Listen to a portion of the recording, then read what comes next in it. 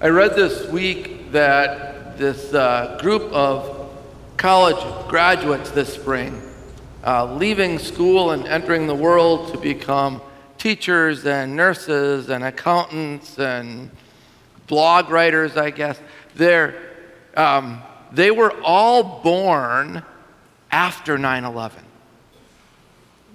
And not only is 9/11 not part of their memory, in their mind it will forever be history, something that happened in a time before their existence. Yet, it has profoundly shaped their life experience. It has profoundly shaped the context in which they were raised and they were formed. So after reading this, I was scratching my head and wondering how. How is it different? And I remember back on that date in 2001, all the talking heads saying life would never be the same. Life in America will never be the same. And I wondered at the time, how would it be different? And now we have this group of young people entering the workforce who grew up in a different world than I did. And I understand now what's different in retrospect. See, for you and for me, for most of us here, we grew up, came of age, we were formed in a time of hope, a time of promise. They were formed in a time of fear and a time of despair. We grew up being taught to believe in the good of humanity. They grew up being taught to fear the worst of humanity. We grew up being taught to place all of our trust in our faith. They grew up being taught to trust their fear. We taught them that. We taught them that. I was reminded as I was thinking about this that we have spent the last 20 years reliving the Adam and Eve narrative over and over again and again, like Groundhog's Day, just reliving it. And we all know the story, we're familiar with it, and we heard it again in our first reading today. Adam and Eve bite the apple.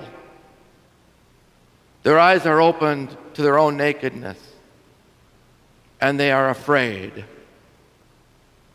Now, the story, of course, is allegory. It all represents a bigger, deeper, more profound truth, mainly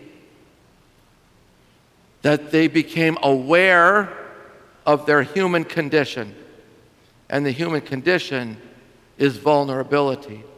And what do we do when we feel vulnerable? We run to protect ourselves. So they ran and covered themselves with fig leaves and hid behind bushes. And we've been doing the same thing. Different forms, but the same thing. Rather than accept our vulnerability, which is inevitable if we are going to love, if we are going to be people of love, we have to accept that there's going to be vulnerability. It is unavoidable. It goes with the human condition. And we can be people of courage, or we can be people of fear. Their first instinct was fear. For the last 20 years, we've been choosing fear, and we've been raising our children in fear.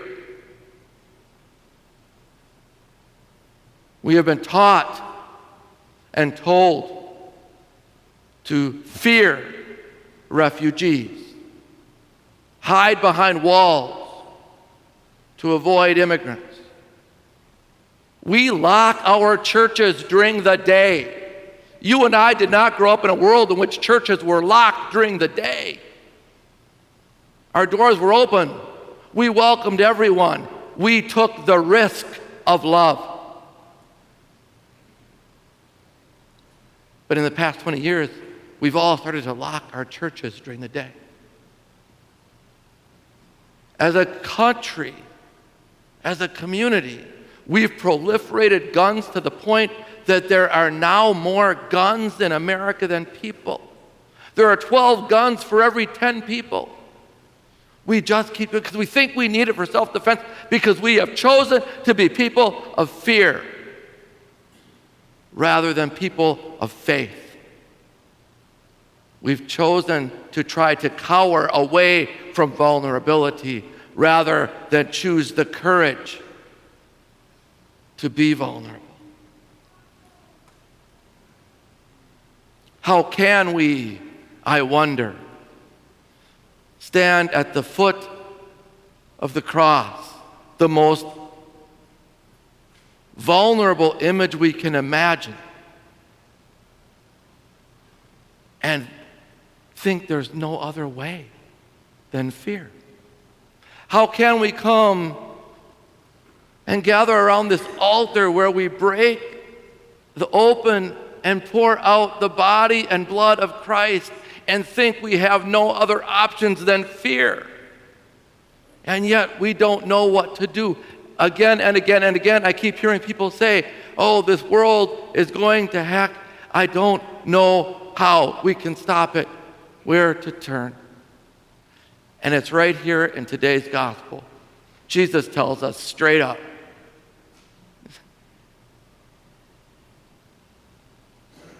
Satan is not going to rise up against Satan. You can't defeat darkness with darkness, fear with fear, hatred with hatred. But you can defeat darkness with light. And we can defeat the raging fires of hatred with the loving waters of our baptism. And we can defeat despair with hope, violence with peace. We can and we must. This is our charge. This is what we are called to do as disciples of Jesus Christ. To think beyond the fear and embrace courage. To love and open ourselves and accept the fact that to be human and to love fully is to be vulnerable, and that's okay, and it's scary, but it doesn't matter because we are people of courage, because we have the Creator and the Christ and the Holy Spirit working upon us and within us and through us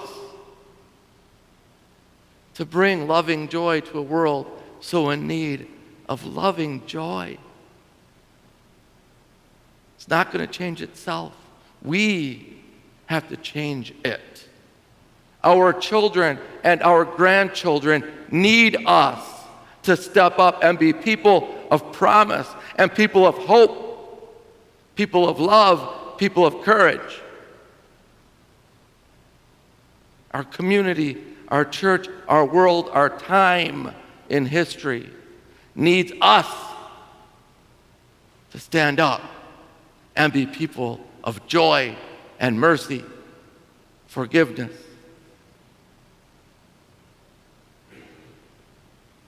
If we, the people of faith, don't have faith in faith, what are we left with? And why do we bother? If we, the people who call ourselves disciples of this Christ, don't have the courage to live openly and love fully, even though that makes us vulnerable, then why do we bother? It is up to us. It is up to us to respond to this gospel message and to realize the only way to defeat darkness is with love, not with fear. Kindness, with compassion, tenderness, with hope, with joy, and to give that gift to the generations that come after us. And may May the loving courage of Jesus Christ rain down upon you. And may the loving courage of Jesus Christ stir the heart within you. And may the loving courage of Jesus Christ flow into the world through you.